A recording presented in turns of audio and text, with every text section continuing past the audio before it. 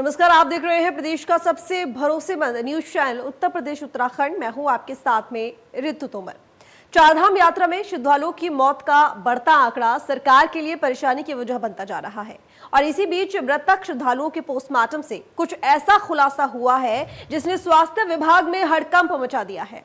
दरअसल मरने वाले कुछ श्रद्धालु कोरोना ग्रसित बताए जा रहे हैं और इस खबर के सामने आते ही यात्रा पर कोरोना संक्रमण का खतरा मंडराता हुआ दिखाई देने लगा है। उत्तराखंड में चारधाम यात्रा के लिए देश विदेश से अब तक लाखों श्रद्धालु पहुंच चुके हैं। खास बात यह है कि प्रदेश में आ रहे इन श्रद्धालुओं की ना तो कोविड जांच हो रही है और ना ही कोरोना नियमों का भी पालन होता दिखाई दे रहा है। यात्रा के दौरान कोरोना की चर्चा इसलिए हो रही है क्योंकि स्वास्थ्य विभाग ने यात्रा पर आने वाले कुछ मरने वाले श्रद्धालुओं में कोरोना होने की पुष्टि की है। महकमे के इस खुलासे के बाद हड़कंप की स्थिति बन गई है। ऐसा इसलिए क्योंकि यात्रा में विभिन्न जगहों से श्रद्धालु पहुंच रहे हैं और भारी भीड़ भाड़ में कोरोना का प्रसार होने की संभावनाएं बेहद ज्यादा है।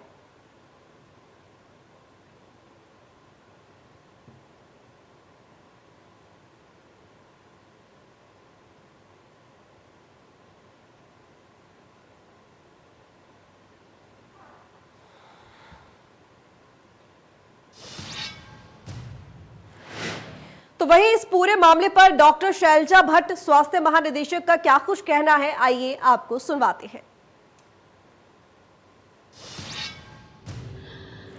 ज़्यादातर जो डेथ हैं वो ऑन रूट हो रही हैं। लोग सडन डेथ है ये, जिसका पोस्टमार्टम तो हम करा रहे हैं पर पोस्टमार्टम से बहुत कुछ रिवील नहीं हो पाता है। ज़्यादातर ऐसा लगता है कि या तो उन लोगों में कोमॉर्बिड कंडीशंस रही होंगी, डायबिटीज़, हाइपरटेंशन वगैरह, और कुछ लोगों में, एक दो लोगों में कोविड की भी पुष्टि हुई है कि ये कोविड बीमारी से पूर्व में कभी ग्रस्त रहे थे, इसकी भी पुष्टि हुई है। तो मैडम क्या जो फिर ऐसे में रैंडम जांच चल रही है कोविड की? रैंडम जांच चल रही है। जो हमारे हाई रिस्क हैं लोग हैं 50 से ऊपर, हमारी कोशिश है कि हम चढ़ाई में चढ़ने से पहले उनकी जांच करें और अगर उनमें कोई कोमॉर्बिड सिचुएशंस लगती हैं या वो हाई रिस्क में दिखते हैं तो उनसे विश्राम करके आगे बढ़ने की सलाह उन्हें दी जा रही है और अगर ज़्यादा प्रॉब्लम में दिखते हैं तो उनको ये भी सलाह दी जा रही है कि आप कृपया यात्रा स्थगित कर दें। कुछ लोगों ने ऐसा किया है? कुछ लोगों ने यात्रा स्थगित की है और कुछ लोगों से हम अंडरटेकिंग ले रहे हैं, जो आए हैं और जाना ही चाहते हैं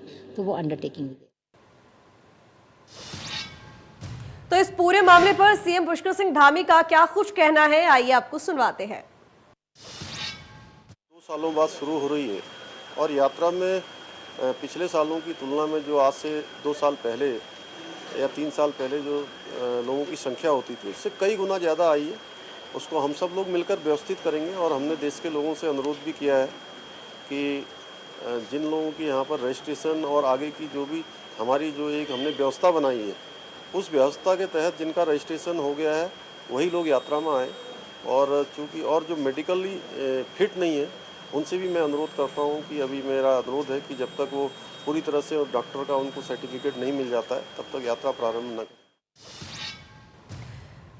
तो करण माहरा प्रदेश अध्यक्ष कांग्रेस का क्या कुछ कहना है, आइए आपको सुनवाते हैं। आज बहुत ही बुरी दुर्दशा चारधाम यात्रा की हो गई है। मैं लगातार कहते रहा कि पोस्ट कोविड इफेक्ट्स आएंगे, लोगों के लिए ऑक्सीजन की व्यवस्था होनी चाहिए, सरकार नहीं चाहती और बहुत लेट होने के बाद जब 34 लोगों की मृत्यु हुई उसके बाद वहां ऑक्सीजन की व्यवस्था की। निश्चित ही बहुत ही कमजोर लचर सरकार है और देर से जागने वाली सरकार है। सरकार की प्रायोरिटी में ये हमारी चारधाम यात्रा नहीं है ऐसा लगता है। कुप्रबंधन चारों ओर दिखाई दे रहा है, यात्री परेशान है, लोग परेशान हैं। तो बता दें आपको कि एक तरफ श्रद्धालुओं की मौत का आंकड़ा नहीं रुक रहा है। अगर बात करें यहाँ पर मरने वाले श्रद्धालुओं की तो ये आंकड़ा 51 तक पहुंच चुका है, लेकिन वहीं पर अभी एक बड़ा खुलासा हुआ है। वो ये हुआ कि जिन श्रद्धालुओं की मौत चारधाम यात्रा के दौरान हुई है उनकी पोस्टमार्टम रिपोर्ट में ये सामने आया है कि उनमें से कुछ लोग कोरोना संक्रमित थे। तो एक बड़ा सवाल यहाँ पर खड़ा होता है कि कोरोना संक्रमित अगर श्रद्धालु पाए जा रहे हैं तो इससे कोरोना संक्रमण का खतरा भी फैलेगा।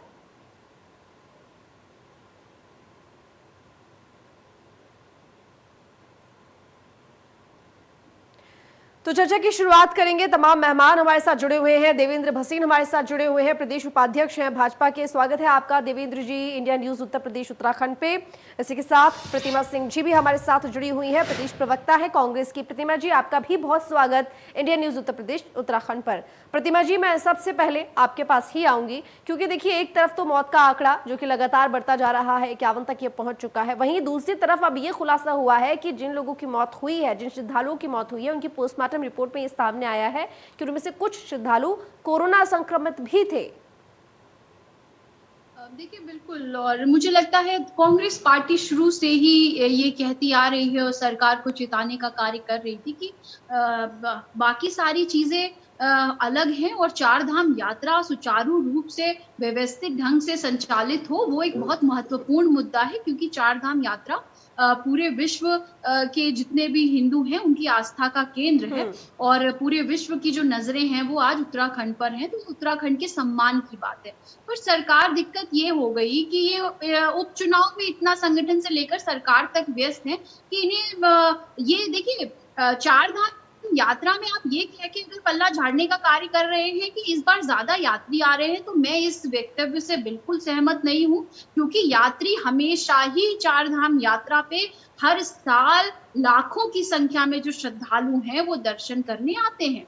उनकी व्यवस्था हमें कैसे दुरुस्त करनी है, ये सत्ता में बैठे हुए लोगों की जिम्मेदारी होती है, और कांग्रेस पार्टी ही नहीं। अगर मैं भारतीय जनता पार्टी की विधायिका की बात करूं, केदारनाथ की विधायिका शैला रानी रावत, उनके खुद का ये बयान है। उन्होंने कहा कि चार धाम यात्रा आज भी पिछले 10 सालों से जो व्यवस्था है उस पे चल रही है। इसका मतलब है कि आपने सिर्फ बड़ी बड़ी बातें करते रहे, चाहे वो गडकरी जी हो, चाहे वो सत्ता में बैठे लोग हों, चाहे नेशनल हाईवे की बात करें, सड़कों की बात करें, कि आपने कुछ भी दुरुस्त करने का कार्य नहीं किया। जो व्यवस्था 10 साल पहले थी अगर आज भी वहीं पे चल रही है, तो आपने पिछले 5 साल सत्ता में बैठे थे तो चार धाम यात्रा के लिए क्या किया? तो आप ये कह करके इसका श्रेय लेने का कार्य कर रहे हैं। मुझे लगता है चार धाम यात्रा का श्रेय कोई भी पॉलिटिकल पार्टी या सरकारें नहीं ले सकती है, क्योंकि चार धाम यात्रा तो ऐसी है जो हर साल चलती है और ये पूरे विश्व की आस्था का केंद्र है। तो सरकार के पास अभी भी वक्त है। वो लोग जो अपनी आस्था को लेकर के उत्तराखंड देवभूमि में पधार रहे हैं, उसके बाद उनकी अगर मृत्यु हो रही है, तो ये बहुत शर्मनाक बात है देवभूमि के लिए। दूसरी बात आपने कही, बिल्कुल देखिए, कोरोना 1 और कोरोना 2 को हमने बड़े जो है निकट से देखा सबने, और किस तरीके की जो परेशानियों का सामना करना पड़ा वो सबके समक्ष है। और जून में जिस तरीके से कई डॉक्टर्स और कई वैज्ञानिकों का ये मत है कि जून में हो सकता है कि 4th वेव दस्तक दे, क्योंकि यूरोपियन कंट्रीज में वो दस्तक दे चुकी है, तो इसके लिए प्रिकॉशंस बहुत जरूरी थे। कुंभ में जो हाल आपने किया वही आपने इसमें भी कर दिया। सरकार गाइडलाइंस जारी करने में बड़ी मुझे लगता है असमंजस की स्थिति में रहती है। पहले आपने कहा निगेटिव रिपोर्ट चाहिए, फिर आपने कहा कि सबका स्वागत है, निगेटिव रिपोर्ट की जरूरत नहीं। अरे भाई, अगर निगेटिव रिपोर्ट की जरूरत नहीं, हम कहते हैं ठीक है, अच्छी बात है, सारे श्रद्धालु आए, कोई ना रुके, लेकिन जो आपके चेक पॉइंट हैं उन चेक पॉइंट्स पे कम से कम उनकी RT-PCR जांच तो करने का कार्य करिए। अब आप ये समझिए, प्रदेश की जनता को आपने कितने खतरे में डालने का कार्य किया है कि जो श्रद्धालु जिनकी पोस्टमार्टम रिपोर्ट में कोविड पॉजिटिव आ रहा है, वो कितने लोगों के संपर्क में आए। तो मुझे लगता है प्रदेश की जनता के हितों से भारतीय जनता पार्टी को कोई सरोकार नहीं है। अगर होता तो इस तरीके के कृत्य इस प्रदेश में नहीं हो रहे होते। ठीक है देवेंद्र जी, जवाब दीजिए। अब देखिए तमाम आरोप लगे हैं। एक तो ये कि 10 साल पहले जिस तरह की व्यवस्था थी आज भी उसी तरह की व्यवस्था बनी हुई है। दूसरी बात ये कि कोरोना संक्रमण को लेकर जिस तरीके से हमने देखा है कि क्या झेला है 2 साल में दुनिया ने, और अब जब श्रद्धालु वहां पहुंच रहे हैं तो आखिर किस तरह की व्यवस्था है ये, जो कि यही सामने नहीं आ पा रहा है कि कौन लोग वहां पर कोरोना संक्रमित है और कौन नहीं। सबसे पहले तो मैं हाथ जोड़कर विनती करूंगा कि चार धाम यात्रा को लेकर के कोई भी तथ्यहीन बात ना कही जाए, वही बात कही जाए जो पुष्टि वाली हो। दुर्भाग्य की स्थिति ये है कि हमारे कांग्रेस के साथी और कभी कभी कुछ हमारे पत्रकार मित्र भी चीज़ों को सेंसेशनल बनाने के चक्कर में कुछ ऐसी बातें करते हैं जो चार धाम की यात्रा के लिए नकारात्मक है। मेरा विषय कहने का पहला ये है, पूरी बात को उत्तर दूंगा प्रतिमा जी की। पहला विषय ये है कि चार धाम की यात्रा उत्तराखंड की आर्थिकी का सवाल है और इसकी सफलता हमारे प्रदेश की उन्नति से सीधे सीधे तौर पर जुड़ी है, लाखों लोगों के रोजगार का सवाल है। अगर हम नकारात्मक बात करेंगे, बार बार हम यात्रा राजनीतिक कारणों से सरकार को बदनाम करने की नीयत से यात्रा पर हमको प्रहार करेंगे, तो ये अपने आप में ठीक नहीं है। हमें तथ्य रखने चाहिए। मैं आपके सामने तथ्य रखता हूँ। पहली बात तो मैं ये कहना चाहता हूँ कि ये जो यात्रा वर्तमान में चल रही है, आपकी जानकारी में होना चाहिए कि 8 लाख से अधिक लोग चार धाम की यात्रा में अब तक दर्शन कर चुके हैं, जबकि अभी 2 हफ्ते पूरे हुए हैं। और हम जानते हैं कि पहले कभी 14 लाख का टोटल रिकॉर्ड हुआ करता था। अब तक हमने 15 दिन के अंदर 8 लाख यात्री दर्शन कर चुके हैं। तो ये अपने आप में आप देख सकते हैं, रिकॉर्ड अपने आप में बहुत बड़ा है और एक बहुत बड़ी चुनौती सरकार के सामने है। पहली बात तो मैं ये कहना चाहूँगा। जो आपने मौतों की बात की, निश्चित तौर पर हर मौत दुखदायी होती है और हमारी पूरी संवेदनाएं हैं, लेकिन ये बात बहुत साफ है कि जो जैसा कि डीजी ने कहा कि अधिकांश मौतें जो हैं वो तात्कालिक कारणों से हुई हैं। अगर कोई व्यक्ति बीमार है या जिन परिस्थितियों में से आया है, अगर हाई बीपी का है, तो जो हमारे पर्वतीय क्षेत्र में ठंड भी है, ऑक्सीजन की कमी भी है और मेडिकली अगर फिट नहीं है, तो भगवान ना करे किसी के साथ ये दुर्घटना हो सकती है। और जो हमारे सामने हुई है, निश्चित तौर पर हम उस पर दुख व्यक्त करते हैं। लेकिन अभी ये बात हम कैसे कह सकते हैं कि कोरोना के लोग वहाँ पर उसमें पीड़ित पाए गए हैं? अभी पोस्टमार्टम को लेकर डीजी ने कोई स्टेटमेंट नहीं दिया है। कृपया करके किसी प्रकार से देश के अंदर ऐसा कोई मैसेज नहीं जाना चाहिए कि उत्तराखंड की चार धाम यात्रा में जो कोरोना घुस गया है, कोई बात भी कही जाए पूरी जिम्मेदारी से बात कहनी चाहिए, एक बात। दूसरी बात, अगर प्रतिमा जी कहते गडकरी जी ने कुछ किया, मोदी जी ने कुछ नहीं किया, अगर इनको ऑल वेदर रोड दिखाई नहीं देता है, इनको बाकी विकास दिखाई नहीं देता है, तो ये उनकी समस्या, मैं उसको कोई टिप्पणी नहीं करना चाहूँगा। लेकिन जो मुख्य बात कहने की ये है कि जो वहाँ पर व्यवस्थाएं की गई हैं, मैं आपको आंकड़े देना चाहता हूँ, आज तक के आंकड़े देना चाहता हूँ कि 73,000 से अधिक लोगों का जो है हेल्थ स्क्रीनिंग वहाँ किया जा चुका है। और साथ ही पंजीकरण के बारे में हमने शुरू से कहा कि पंजीकरण चाहे ऑनलाइन कराइए चाहे ऑफलाइन कराइए, लेकिन पंजीकरण के माध्यम से आइए। लेकिन जनता का जो है एक आस्था है, वो इतनी संख्या में आ रहे हैं कि निश्चित तौर पर हम उनकी आस्था का सम्मान करते हैं, लेकिन दबाव अंततः व्यवस्थाओं पर पड़ता है। इसलिए बार बार मुख्यमंत्री जी ने भी आपके सामने अपील करी है कि आप पंजीकरण के माध्यम से आएंगे तो निश्चित तौर पर दिक्कतें नहीं होंगी। लेकिन पंजीकरण के अलावा अगर आने वाले हैं तो पार्किंग की व्यवस्था है, आगे जाने वाले की व्यवस्था है, और एक पूरे सिस्टम के अंदर हम जानते हैं, चाहे वो धार्मिक स्थल हो चाहे टूरिज्म के स्थल हो, हर क्षेत्र की, हर स्थान की अपनी कैरिंग कैपेसिटी होती है, धारण क्षमता। और धारण क्षमता से अगर यात्री या पर्यटक अधिक आते हैं तो दिक्कतें हमारे सामने आती हैं। और हम बहुत दूर ना जाएं, हम माता वैष्णो देवी यात्रा का ही अगर उल्लेख करना चाहेंगे तो हम जानते हैं कि वहाँ का जो प्रबंधन है, जैसे यहाँ रोका जा रहा है वहाँ भी रोका जाता है। जब ऊपर स्थानों पर अधिक यात्री पहुंच जाते हैं तो नीचे लोगों को कटरा में रोक दिया जाता है, कभी कभी 2 दिन और 3 दिन तक लग जाते हैं। तो ये व्यवस्था के लिए जरूरी है और ये यात्रियों के जीवन के लिए जरूरी है। तो ये आरोप लगा देना, और बाकी कुछ सड़कों की समस्या हो सकती है और दिक्कतें और हो सकती है, इनका हम लगातार निराकरण कर रहे हैं। लेकिन मेरा कहना यह है कि कृपया करके जो सकारात्मक पहलू है उस पहलू को हम जनता के सामने रखें। केवल निगेटिविटी से हम प्रदेश का नुकसान करेंगे। अब हमारी राजनीतिक अपेक्षा पूरी नहीं होंगी, लेकिन हम नुकसान कर जाएंगे अपने प्रदेश का। और उत्तराखंड के लिए हम बार बार कहते हैं कि पर्यटन और धार्मिक पर्यटन ये हमारी ताकत है, इस ताकत को हमको और बढ़ाना है। जहाँ कमी है उसको हम विचार करने नहीं को देवेंद्र जी, ये तो चलो तमाम बातें ठीक है, लेकिन अभी आप ये कह रहे थे कि ये कोरोना संक्रमित को लेकर जो बातें हो रही हैं कि वो लोग जो जिनकी डेथ हो गई है और उनका पोस्टमार्टम में ये सामने आया है कि कोरोना संक्रमित है। हमारे यहाँ पर डॉक्टर शैलजा भट्ट हैं, स्वास्थ्य महानिदेशक, जिन्होंने ये कहा है कि जो लोग जिनकी डेथ हुई है इस दौरान उनके पोस्टमार्टम रिपोर्ट में ये सामने आया है कि वो कोरोना संक्रमित है। आप चाहे तो मैं उनकी बाइट भी आपको सुनवा दूंगी और आप एक बार वो सुन लीजिए। क्या कहा? ज़्यादातर जो डेथ हैं वो ऑन रूट हो रही हैं, लोग सडन डेथ है ये, जिसका पोस्टमार्टम तो हम करा रहे हैं पर पोस्टमार्टम से बहुत कुछ रिवील नहीं हो पाता है। ज़्यादातर ऐसा लगता है कि या तो उन लोगों में कोमॉर्बिड कंडीशंस रही होंगी, डायबिटीज़, हाइपरटेंशन वगैरह, और कुछ लोगों में, 1-2 लोगों में कोविड की भी पुष्टि हुई है। ये कोविड बीमारी से पूर्व में कभी ग्रस्त रहे थे, इसकी भी पुष्टि हुई है। तो मैडम क्या जो फिर ऐसे में रैंडम जांच चल रही है कोविड की? रैंडम जांच चल रही है। जो हमारे हाई रिस्क हैं लोग हैं 50 से ऊपर, हमारी कोशिश है कि हम चढ़ाई में चढ़ने से पहले उनकी जांच करें, और अगर उनमें कोई कोमॉर्बिड सिचुएशंस लगती हैं या वो हाई रिस्क में दिखते हैं तो उनसे विश्राम करके आगे बढ़ने की सलाह उन्हें दी जा रही है। और अगर ज़्यादा प्रॉब्लम में दिखते हैं तो उनको ये भी सलाह दी जा रही है कि आप कृपया यात्रा स्थगित कर दें। कुछ लोगों ने ऐसा किया है यात्रा स्थगित? कुछ लोगों ने यात्रा स्थगित की है, और कुछ लोगों से हम अंडरटेकिंग ले रहे हैं, जो आए हैं और जाना ही चाहते हैं तो वो अंडरटेकिंग भी दे रहे हैं।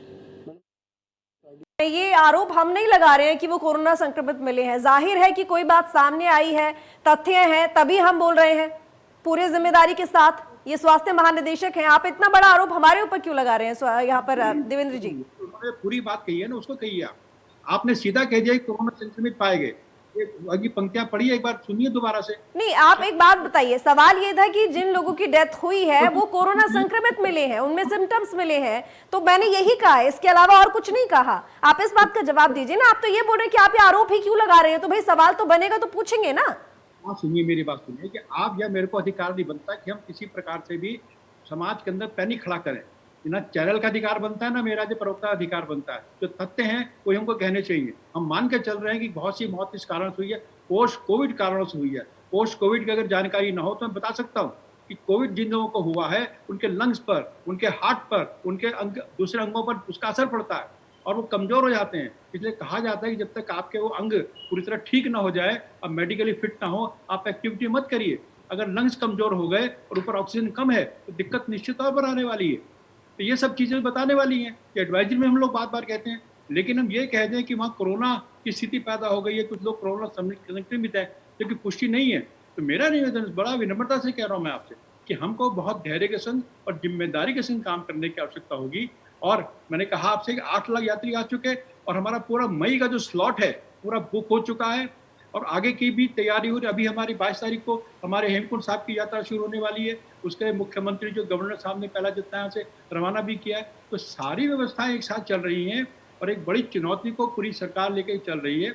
इसलिए सहयोग की जरूरत होती है सभी लोगों के सब, और सकारात्मक रहेंगे तो उत्तराखंड का लाभ होगा। और नहीं तो अन्यथा चीजें अपने आप में चलती हैं, जो चलेंगी तरीके से चलेगी, लेकिन हमारी भूमिका उसमें क्या रहने वाली है, इसमें सवाल खड़ा हो जाता है। आपकी भूमिका को लेकर ही सवाल यहाँ पूछे जा रहे हैं। उन्होंने कह दिया होता कि पोस्ट कोविड आए तो हम पोस्ट कोविड को लेकर सवाल कर लेते। उन्होंने कहा हाँ कोविड संक्रमित लोग, उनके अंदर संक्रमित जिस तरीके से वो कह रही हैं, तो उसी तरह से हमने आपसे सवाल किया है। आप टेक्निकल एनालाइज करिए, टेक्निकल एनालाइज ये करिए कि पोस्ट कोविड क्या होता है और हम एनालाइज देवेंद्र जी वही कर रहे हैं जो कहा गया है। पोस्ट कोविड का और सवाल करने से तो जाहिर है ना देवेंद्र जी की कोई नहीं रोक सकता। सवाल उठेंगे तो सवाल करेंगे, सवाल बनेंगे तो सवाल पूछेंगे और उसका जवाब देवेंद्र जी ये आप ही का काम है। आप चैनल पे इसीलिए तो आए हैं ताकि आप इस बात को क्लियर करें, और आप सीधा ये इल्जाम लगा रहे हैं कि आप सवाल पूछ ही क्यों रहे हैं। पूछिए, मैं जवाब दे रहा हूँ आपका। मेरी बात तो सुन लीजिए पहले। पोस्ट कोविड में और कोविड में अंतर समझ लीजिए। पहली बात आपकी जानकारी में होना चाहिए।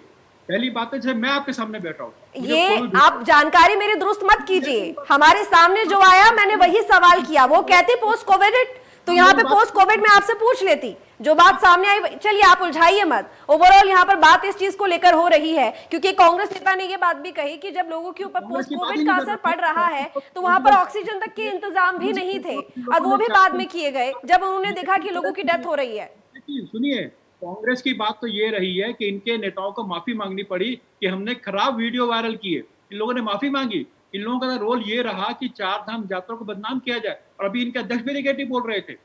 तो मेरा कहना है कांग्रेस में मैं कुछ बोलना भी नहीं चाहता, क्योंकि कांग्रेस की सच्चाई हमारे सामने है। मैं तो एक निवेदन ये कर रहा हूँ, हम कोई भी ऐसा गलत स्टेटमेंट ना दें जो समाज के अंदर जो यात्री वहाँ ऑलरेडी मौजूद है। बिल्कुल देवेंद्र जी सही बोल रहे हैं आप, लेकिन स्टेटमेंट बात क्या है क्लियर तो आप ही करेंगे ना, इसीलिए तो आपको चैनल पर बुलाया है। हम ये कह नहीं रहे हैं कि ये चीज हो रही है, वो क्लियर तो आप कीजिए ना। मैडम मैं कह रहा हूँ आपसे कि पोस्ट कोविड को और कोविड के अंतर को समझिए। आप पोस्ट कोविड को मानिए कि जो बीमार हो चुका था उसके शरीर में कोई कमी रह गई है, वो एक विषय अलग है। वो कोविड संक्रमित नहीं है, वो बीमारी नहीं फैला रहा है। लेकिन अगर कोरोना संक्रमित व्यक्ति आ गया तो बीमारी फैलाने का कैरियर हो जाएगा, जो खतरनाक चीज है, जो पैनिक खड़ा करने वाली है। हमें इन 2 बारीक लाइनों को समझना पड़ेगा, और यहाँ पर हमें धैर्य के साथ पूरी सच्ची बात जो है रखनी पड़ेगी जनता के सामने। ठीक है देवेंद्र जी, मैं आती हूँ आपके पास, बोलिए। क्या जाएगा दिन दुनिया, बोलिए प्रतिमा जी। नहीं करनी चाहिए। ये आपकी जिम्मेदारी भी है, मेरी जिम्मेदारी भी, सबकी जिम्मेदारी है। और जो 4 धाम यात्रा है वो ना तो नीति का अंग है, न किसी और प्रकार के विवाद का अंग है। वो हमारे प्रदेश की आर्थिक का एक बड़ा महत्वपूर्ण पहलू है जिसको हमको सपोर्ट करना चाहिए। और कहीं कमी है वो जरूर कहिए, लेकिन कमी तथ्यों के आधार पर कहिए, आलोचना के लिए आलोचना नहीं। अभी जैसे कह दिया कि क्या गडकरी जी ने किया, अरे 4 धाम यात्रा के लिए ऑल वेदर रोड को लेकर पूरी दुनिया के अंदर तारीफ हो रही है और हमारे कांग्रेस के लोगों को नजर नहीं आता। मुझे भी बोलने का मौका दे दीजिए। मुझे लगता है कि बोलिए देखिए अभी बहुत सारी बातें भसीन जी कर रहे थे। देखिए कांग्रेस पार्टी कभी भी किसी भी तरीके की हम नकारात्मक राजनीति नहीं करते। हम हमेशा सकारात्मक राजनीति करते हैं, देश हो या प्रदेश हो, हमें अपने देश की भी गरिमा का ख्याल है और अपने प्रदेश की भी गरिमा का ख्याल। दिक्कत इस बात की है कि आज सत्ता में बैठे लोग जो है अपने सच सुनने की आदत नहीं है। हम सच बता रहे हैं, आप आरोप प्रत्यारोप कर रहे हैं। देखिए, आपने कहा ऑल वेदर रोड, पहली बात तो कई बार मैं ये बोल चुकी हूँ, चार धाम संपर्क यात्रा मार्ग को आपने ऑल वेदर रोड का नाम दे दिया। चौड़ीकरण के नाम पे आज तक आपने सड़कों को तोड़ के रखा है। बारिश होती है हल्की हल्की तो कीचड़ लगता है।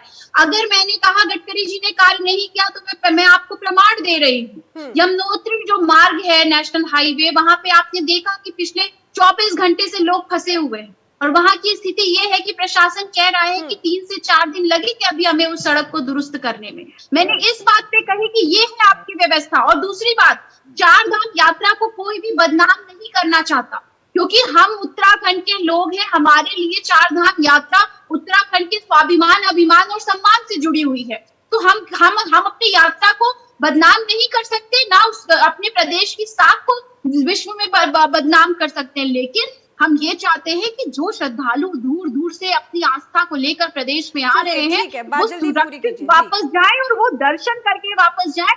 आपकी असफलताओं के चलते उन्हें दिक्कतों का सामना ना करना पड़े, जैसे कुंभ में भी हुआ। ठीक है। और हाईकोर्ट ने भी आपसे ये कहा कि जिस तरीके से अव्यवस्थाएं कुंभ में आपने की थी, चार धाम यात्रा का वो हाल नहीं होना चाहिए। लेकिन सरकार नहीं छेड़ती है क्योंकि सरकार को विपक्ष की कोई बात समझ नहीं आती। उन्हें लगता है कि जब सवाल पूछे तो उन्हें लगता है कि नकारात्मक राजनीति होती है। जी चलिए, ठीक है, बहुत शुक्रिया आप दोनों का। देवेंद्र जी आपका भी धन्यवाद, प्रतिमा जी आपका भी बहुत धन्यवाद जुड़ने के लिए। देखिए, बिल्कुल सवाल तो यहाँ पर खड़े होते ही हैं और सबसे बड़ी बात ये है कि जिस तरीके से चारधाम यात्रा को लेकर लगातार सरकार के ऊपर सवाल उठ रहे हैं, ऐसे में ये भी कहा जा रहा है कि जो व्यवस्था है वो ठीक तरीके से नहीं की गई, क्योंकि 2 साल बाद लोग पहुंच रहे हैं तो इतनी तादाद में पहुंचना लाजमी था। लेकिन आखिर सरकार इन तमाम दावों की जो बात कर रही है, जमीनी हकीकत क्या है, वो इन्हीं परिणामों से सामने आ रही है, जैसे जैसे लोगों की मौत हो रही है और ये आंकड़ा बढ़ रहा है। बहरहाल कब तक ठीक होगा देखने वाली बात होगी। फिलहाल चर्चा में इतने, देखते रहिए इंडिया न्यूज उत्तर प्रदेश उत्तराखंड।